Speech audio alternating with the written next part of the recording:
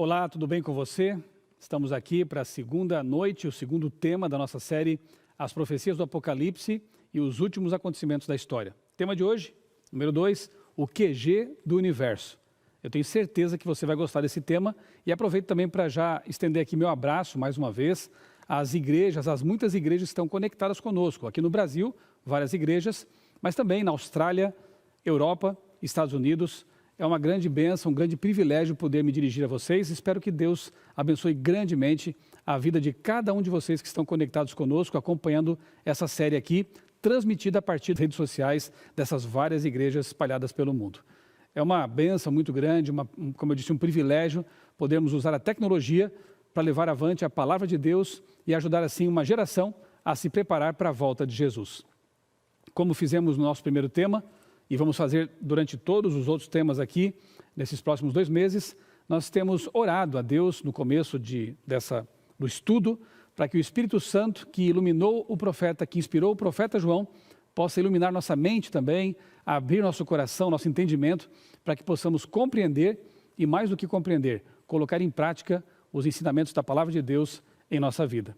É um grande privilégio, pense bem, nós temos acesso ao autor verdadeiro do livro.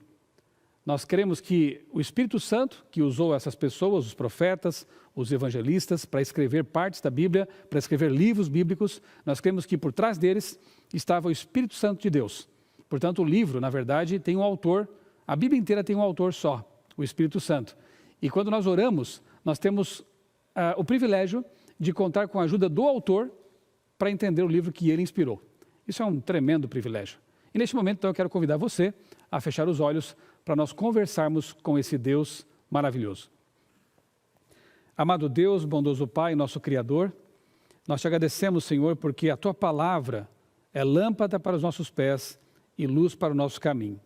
Nós te agradecemos porque o Apocalipse diz que bem-aventurado é aquele que lê, aquele que ouve e aquele que guarda as palavras da profecia. E nós queremos, Senhor, tomar posse dessa bênção. Nós queremos ser bem-aventurados porque estamos estudando esse livro sagrado, esse livro inspirado, maravilhoso, chamado Apocalipse. Neste momento, Pai, mais uma vez, pedimos que o Teu Santo Espírito nos ajude a compreender o que vamos estudar. Que Ele abra nosso entendimento e nos ajude a colocar nossa vida em conformidade com a Tua palavra. Nós oramos em nome do Senhor Jesus. Amém. Como eu disse, o tema de hoje, o QG do Universo. Eu quero convidar você a abrir sua Bíblia, se você tem aí no seu tablet, no seu computador, a Bíblia física, não importa, o que importa é que nós tenhamos o texto na mão e possamos então ler juntos. Capítulo 4 de Apocalipse, eu vou ler aqui os versos 1 a 11 com você. Já pegou a Bíblia? Já abriu a Bíblia? Vamos lá? Capítulo 4, versos 1 a 11, lemos o seguinte. Depois dessas coisas olhei e eis não somente uma porta aberta no céu, como também a primeira voz que ouvi, como de trombeta, ao falar comigo, dizendo, sobe para aqui, e eu te mostrarei o que deve acontecer depois dessas coisas. E imediatamente eu me achei em espírito, e eis armado no céu um trono, e no trono alguém sentado, e esse que se acha sentado é semelhante no aspecto à pedra de jaspe e de sardônio, e ao redor do trono há um arco-íris semelhante no aspecto à esmeralda. Ao redor do trono há também 24 tronos, e assentados neles 24 anciãos, vestidos de branco, em cujas cabeças estão coroas de ouro.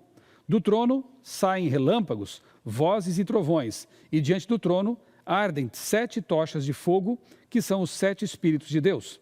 Há diante do trono um como que mar de vidro semelhante a cristal, e também no meio do trono e à volta do trono, 4 seres viventes cheios de olhos por diante e por detrás. O primeiro ser vivente é semelhante ao leão, o segundo semelhante a novilho, o terceiro tem o rosto como de homem, e o quarto ser vivente é semelhante à águia quando está voando. E os 4 seres viventes, tendo cada um deles respectivamente 6 asas, estão cheios de olhos ao redor e por dentro não tem descanso nem de dia nem de noite, proclamando, Santo, Santo, Santo, é o Senhor Deus o Todo-Poderoso, aquele que era, aquele que é e que há de vir.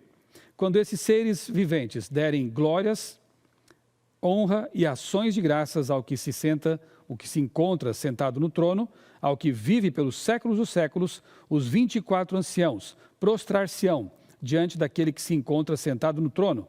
Adorarão o que vive pelos séculos dos séculos e depositarão as suas coroas diante do trono, proclamando: Tu és digno, Senhor, e Deus nosso, de receber a glória, a honra e o poder, porque todas as coisas tu criaste. Sim, por causa da tua vontade, vieram a existir e foram criadas. Eu não sei você, mas um texto desse faz a gente quase perder o fôlego. É uma cena gloriosa, maravilhosa. Logo no comecinho do Apocalipse, João é levado em visão. Aqui quando fala em espírito, né, em pensamento, é isso que significa, né? Ele estava sendo levado em visão para a sala do trono celestial. E ali a gente vê, claro, uma concepção artística limitada, porque nenhum artista no mundo seria capaz de exprimir, como com a pintura, aquela cena gloriosa que João com certeza teve dificuldades para registrar no papel, ou no pergaminho, né? no material em que ele escreveu essa carta, esse livro. Então ali você vê o arco-íris do concerto, que nos remete a Gênesis 9, quando Deus estabelece um concerto com a humanidade, prometendo que não mais destruiria o mundo com um dilúvio. E Deus promete e Deus cumpre o que promete. Vemos ali que o pavimento era de pedra de safira, o que nos leva a Êxodo 24:10, quando Moisés tem uma visão de Deus também, e ali ele menciona a safira. E o mais bonito de tudo é ver que antes que o futuro seja revelado ao apóstolo, antes que ele tenha aquelas grandes visões que nós vamos estudar aqui nessa série, ele é levado para o trono, para a sala do trono, para que ele possa ter uma compreensão do Deus que está revelando coisas para ele. Isso é maravilhoso, isso é para que o profeta tenha certeza de que o Deus Todo-Poderoso estava com ele e conduzindo os rumos da história. Nós vemos aqui nessa visão, nessa descrição, uma cena de louvor universal. Por quê? Ali estão representantes de todo o universo. Por exemplo, nós vemos lá os membros da divindade triuna. Ali menciona o Pai, no verso 2, menciona o Espírito Santo, no verso 5, e Jesus também está ali, obviamente. Então, esse é um capítulo que já apresenta a trindade no Apocalipse. E essa verdade bíblica, que é bastante difícil de compreender, misteriosa, porque tentar entender a Deus é se envolver numa aventura realmente infinita, é algo que temos que fazer com as sandálias tiradas dos pés, com reverência, com temor. Mas a Bíblia, embora não revele todos os aspectos, porque seria impossível compreendermos totalmente a Deus, e Deuteronômio 29 diz que as coisas encobertas pertencem a Deus e as reveladas a nós, nós entendemos então que essa verdade, essa doutrina, ela não é totalmente explicada, mas é revelada, e nós aceitamos pela fé. Na criação do mundo, estava lá o Pai, estava lá o Espírito, pairava sobre as águas, estava lá Jesus também. Quando o ser humano vai ser criado, é dito: façamos o homem à nossa imagem. Por que o plural? Anjos não criam, mas havia então ali uma divindade plural, e nós cremos que era Pai, Filho e Espírito Santo. Por isso nós criaremos o homem à nossa imagem. Depois, na fórmula batismal, em Mateus, nós encontramos ali: ide, portanto, e batizai em nome do Pai, do Filho e do Espírito Santo. Esse é um texto genuinamente inspirado. A própria autora inspirada, Ellen White, diz que essas palavras foram ditas pelos lábios de Cristo, portanto, inspiradas. E ali vemos, então, a igualdade desses membros da divindade, em nome do Pai, do Filho e do Espírito Santo. Essa verdade da Trindade aparece em toda a palavra de Deus, toda a Escritura. O fato de que Jesus é Deus é muito claro. João capítulo 1, por exemplo, João 8:58, e outros textos mais no Apocalipse, ele é o alfa e o ômega, é o primeiro e o último. Em Ezequiel 9, ele é o Pai da eternidade. O Espírito Santo é apresentado na Bíblia também como um ser pessoal, ele chora, ele se alegra, ele envia, ele toma decisões. Ele é apresentado como Deus também, em vários textos. Ele é o Criador, ele é o intercessor também. Enfim, a Bíblia apresenta essa verdade básica de que o nosso Deus é triuno. Não são três deuses, são três pessoas que compõem a família chamada Yahvé. O nosso Deus Yahvé é um Deus plural. E aqui nessa cena, nós encontramos essas três pessoas ali presentes. Encontramos também os 24 anciãos, redimidos, vitoriosos. São dois grupos, né, de 12. 12 tribos de Israel e 12 apóstolos, o que representa aí o que nos faz pensar aí em representantes do Antigo Testamento e também do Novo Testamento. 24 divisões dos sacerdotes, primeiro Crônicas 24, pode ser uma menção também a isso, né? São como sacerdotes. E também, talvez sejam os ressuscitados que com Jesus voltaram ali, Mateus 27, 50 a 53, Efésios 4, 8. São aquelas pessoas santos, né, que diz ali que as tumbas se abriram e eles então ascendem com Jesus para o céu. É uma possibilidade, mas o que sabemos, segundo a Bíblia, é que há no céu 24 pessoas que estão lá como primícias, como uma garantia, assim como Moisés, Enoque e Elias também estão. Assim como aquele grupo de pessoas pequeno está ali, nós temos a certeza de que um dia todos nós que aceitamos Jesus também estaremos lá. Há um outro grupo ali, né? São 4 seres viventes que simbolicamente, né, são apresentados como animais, com características de animais, mas que na verdade quando você vai a Ezequiel 1, 5 a 14 e Isaías 6, 2 e 3, você percebe que são anjos exaltados, são querubins ali perto de Deus, o trono de Deus. E as hostes celestiais, olha que interessante, os anjos se unem ao louvor de todas as criaturas, Apocalipse 5, 11 a 13. Nós cremos que ali estão os seres que foram criados também como seres humanos, mas não caídos. Nós cremos que há outros mundos, e temos base bíblica para isso, mundos nos quais há pessoas que não caíram em pecado. Quando Jesus contou aquela parábola das 99 ovelhas e de uma que se extraviou, é interessante notar ali as entrelinhas, né? Ele deixa 99 delas num local seguro, no aprisco, e vai em busca daquela que se extraviou, daquela que se perdeu. Aqui neste mundo não há lugar seguro para ovelhas. Este mundo é um mundo de pecado, é um mundo perigoso, é um mundo que vem sofrendo degeneração desde que a queda de Adão e Eva aconteceu aqui. Portanto, esse local seguro só pode ser o universo que não foi alcançado pelo pecado. Jesus veio buscar a ovelha desgarrada e em breve, nós cremos assim, nós seremos restabelecidos a essa família cósmica, a essa família celestial, que no Apocalipse é chamada de hostes celestiais. Veja que interessante esse texto. Jó, capítulo 1, versos 6 e 7 e depois 2, verso 1. Diz assim: num dia em que os filhos de Deus vieram apresentar-se perante o Senhor, veio também Satanás entre eles. Então perguntou o Senhor a Satanás: de onde vens? Satanás respondeu ao Senhor e disse: de rodear a terra e passear por ela. Veja, o lugar de reunião não era a terra, porque Satanás tinha vindo de lá.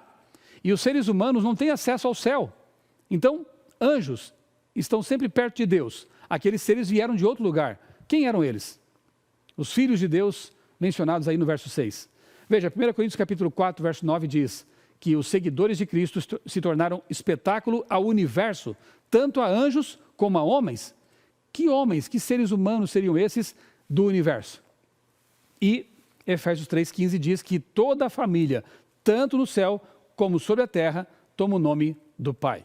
Então nós temos evidência bíblica para entender que o universo é vastíssimo e que há seres criados noutros mundos que estão com certeza ansiosamente aguardando a redenção da humanidade para que possa haver mais uma vez e para sempre uma única família cósmica, uma única família universal. Nesse momento aqui, nessa cena do Apocalipse, nós vemos então a totalidade dos seres adorando o Senhor. Anjos, humanos da terra que já estão ali na glória, como primícias, seres não caídos, querubins, estão ali todos adorando o Criador, o nosso Deus maravilhoso. Lá em Ezequiel capítulo 1, versos 1 a 28, não vamos ler aqui o texto por falta de tempo, né? Mas há uma visão parecida com essa de João no Apocalipse. Ali o profeta Ezequiel contempla o trono de Deus, ele vê sob o trono rodas misteriosas ali, engrenagens, né? Ele vê fogo e resplendor, ele se prostra, porque o único sentimento que um ser humano pode ter diante de tamanha glória é realmente o reconhecimento de que Deus é grande. Mas essa visão aqui de Deus não foi apenas para mostrar para o profeta quão grande ele é, Deus, tinha um objetivo muito bonito. Veja só, versos 25 a 28, uma tremenda descrição do Deus indescritível. Ezequiel 1 apresenta uma visão necessária para mostrar aos judeus que o Todo-Poderoso ainda estava com eles, conduzindo os rumos, as rodas intrincadas da história. Verso 26, acima de tudo, Deus está no trono de safira, ele reina sobre o universo. E 28, o trono de Deus é cercado pelo arco-íris do concerto, remete ao conserto, às promessas de fidelidade de Deus. Veja, os judeus naquele tempo estavam sendo levados cativos para uma nação pagã, uma nação ímpia. Eles estavam com incertezas, não achavam mais que o futuro lhes reservava alguma esperança. E então Deus aparece ao profeta dizendo: a situação está complicada, eu sei, a situação está difícil e em grande parte por culpa até do povo que tinha se afastado de Deus, mas não se esqueçam de que eu sou o Criador do universo. Eu estou sentado no trono, eu conduzo as coisas. No Apocalipse não é diferente. Quando João vê Deus sentado no grande trono do universo, João estava ali preso numa ilha rochosa, lembra? Estava em Patmos. Os cristãos estavam sendo perseguidos. A situação também era muito complicada, muito desanimadora. E então Deus aparece para João e diz: eu estou no trono, não se preocupe, eu estou conduzindo as coisas, eu sou o Senhor do universo. E eu me lembro, quando penso nisso, de Mateus 28:20, que diz: estarei convosco todos os dias, até a consumação do século. A promessa de Deus é essa. Então não se esqueça, mesmo quando as coisas parecerem sem rumo, sem sentido, sem esperança, não se esqueça de que Deus está no trono. Ele conduz as coisas. Eu li uma vez num livro uma ilustração que para mim pareceu muito interessante, muito útil, né? Eu creio que muitos de vocês já tomaram metrô. Aqui em São Paulo, a linha de metrô, as linhas de metrô são várias, né, e levam a pontos bem distantes. É uma trama, assim, mais ou menos como essa da tela aí, né, um mapa metroviário aí. Então tem uma estação de comando, de controle, tem ali o mapa de todas as linhas, onde elas se cruzam.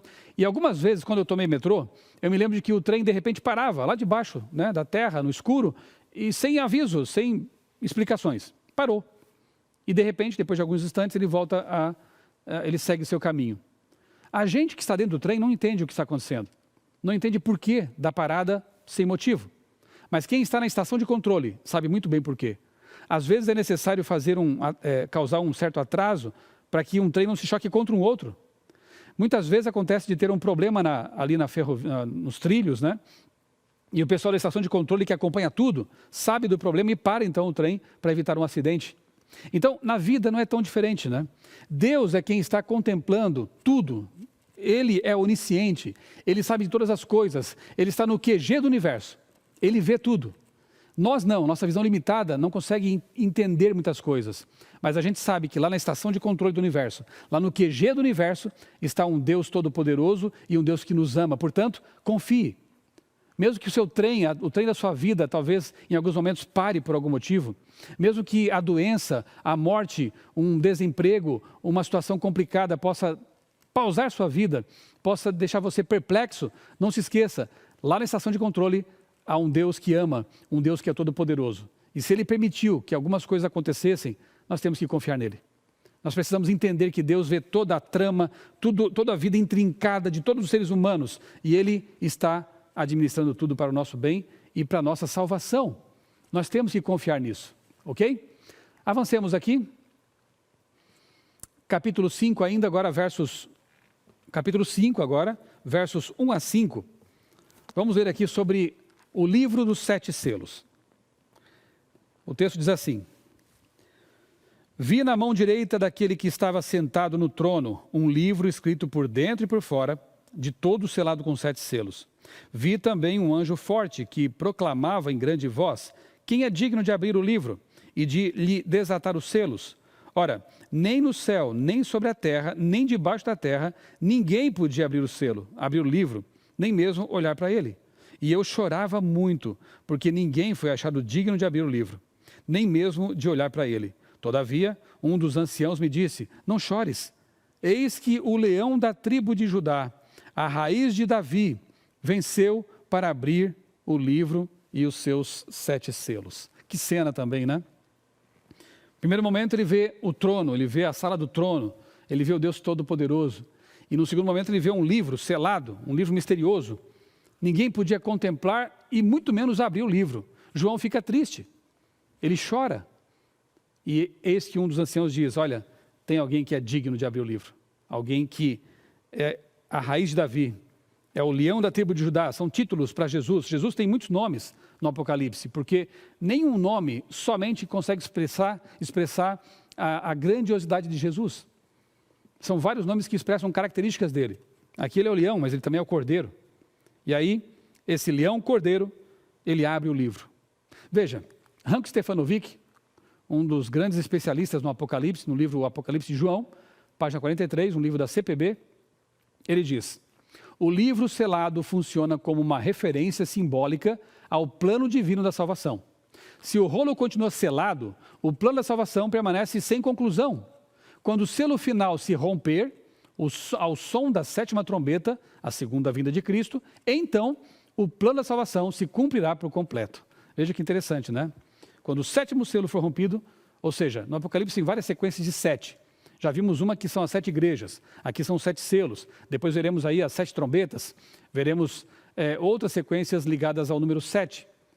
E todas elas têm uma mesma lógica, começa com o tempo do profeta e vai até a volta de Jesus. Quando o 7º selo, a volta de Jesus acontecer, o plano da redenção, ele se concretiza. Porque veja, entenda, perceba comigo, que sentido faria Jesus ter morrido na cruz, vivido aqui como um de nós, e voltado para o céu e deixado o mundo como está? Alguns até se perguntam, né, mas de que adiantou a morte de Jesus se o mundo continua horrível? Se ainda existe doença, morte, perdas? Veja, não completou ainda o plano de Deus, não está completo o plano de Deus. Na cruz a redenção foi efetivada, está consumado, mas Jesus prometeu que vai voltar. E quando ele voltar, aí sim, ele vai nos tomar desse mundo, vai nos levar para o céu e começará um período de 1000 anos, nós vamos estudar esse assunto ainda mais para frente, e em seguida a eternidade na terra recriada. Essa é a promessa. Então, esse livro que o Cordeiro pode abrir, porque ele é o Salvador, esse livro que contém o nome das pessoas que estarão no reino de Deus, ele vai sendo aberto selo por selo.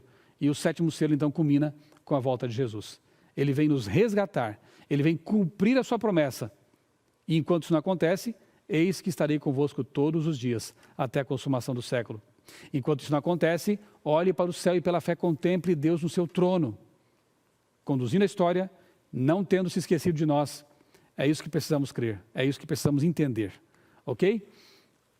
Eu louvo a Deus porque o Deus Todo-Poderoso, Criador do Universo, o Deus que criou as galáxias, as gigantescas estrelas, o Deus infinito, é o mesmo Deus que, numa ocasião, estava aqui na terra, na pessoa de Jesus, o Filho. Ele estava pregando um sermão para adultos e, de repente, aparece lá um grupo de mães com seus filhinhos pedindo que ele abençoasse as crianças. Jesus para o sermão e então dá atenção àquelas crianças, as pega no colo e as abençoa. Como não amar um Deus assim? Ele é o Deus do trono, mas também é o Deus das crianças. Esse mesmo Deus Todo-Poderoso, certa vez, fez com que o seu trajeto encontrasse no sol a pino uma mulher pecadora, com a vida totalmente torta, uma mulher de uma nação que era desprezada pelos judeus, uma samaritana. Ele fez questão de ir por aquele caminho, ainda que seus discípulos não entendessem muito bem porquê, atravessando uma terra que para eles era amaldiçoada. E ali, no sol a pino, aquela mulher buscando água no poço, porque tinha vergonha de encontrar pessoas que pudessem olhar para ela com desprezo, com condenação.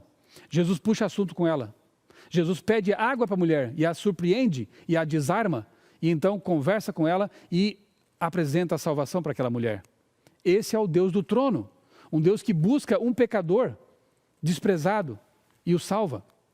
Esse mesmo Deus encontra uma mulher que foi pega em adultério, uma situação armada, uma cilada, e então ele diz àquela mulher: eu não te condeno, vá e não peques mais.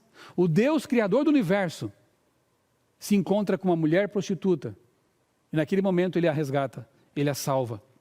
Para Deus não importa se o auditório tinha 1000 pessoas ou uma pessoa, ele deu atenção igual para todos. Esse é o nosso Deus.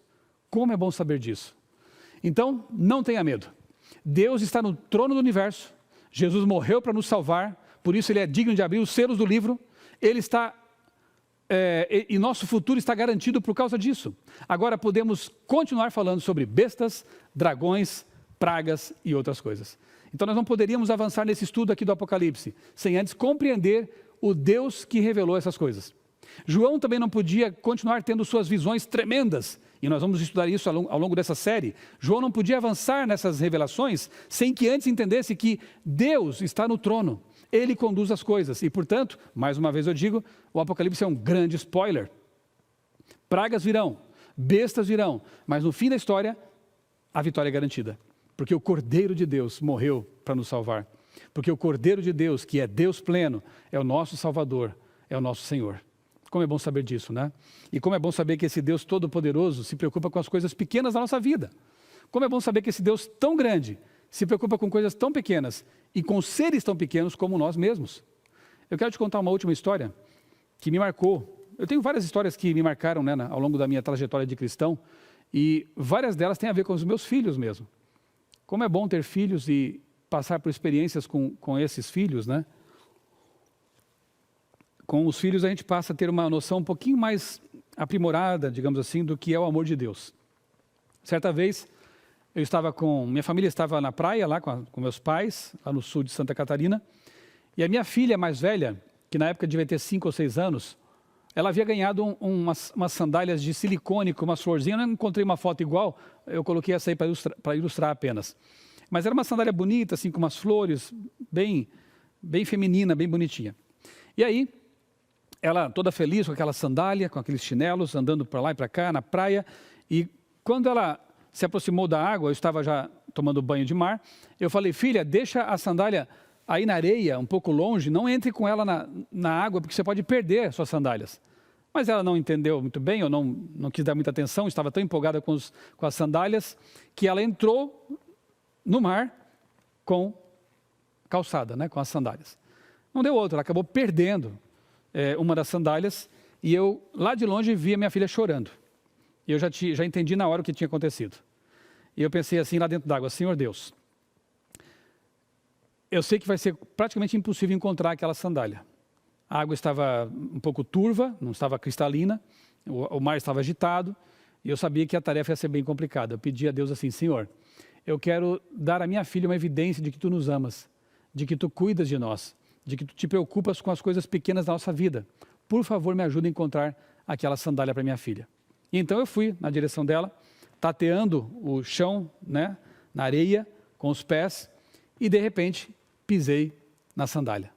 Me abaixei, peguei, fui até minha filha, dei um abraço nela e disse: filha, papai orou por isso. Papai pediu a Deus que ele pudesse encontrar a sua sandália para mostrar para você que Deus nos ama e se preocupa com as nossas coisas pequeninas. Ela ficou muito feliz de ter de volta a sandália, aprendeu a lição naturalmente, e eu, mais uma vez, tive uma evidência de que Deus cuida, de que Deus ele está preocupado com você e comigo também. É um exemplo muito pequeno, eu sei disso. Há outros muitos exemplos e coisas muito mais grandiosas, com certeza, mas entenda que o Deus que está no trono do universo é Jesus. Ele te ama, Ele se preocupa com as coisas da sua vida. E mais do que tudo isso, é o Deus que abre o livro e o Deus que quer salvar você. Vamos orar? Amado Deus, bondoso Pai, nós te louvamos porque no Apocalipse encontramos uma revelação tão especial da Tua grandiosidade, mas também lemos ali que Tu és o Cordeiro, portanto, na pessoa do Filho, Jesus Cristo, Tu vieste à terra e morreste por nós. Mostraste o Teu amor e o Teu interesse pela humanidade. Obrigado, Pai, porque Tu estás no trono do universo conduzindo toda a história e a nossa vida também, quando nós entregamos a vida a Ti. Obrigado, Pai, porque Tu és um Deus maravilhoso. Nós Te louvamos, nós Te bendizemos e nós Te somos gratos porque Tu nos convidas a uma nova vida do Teu lado.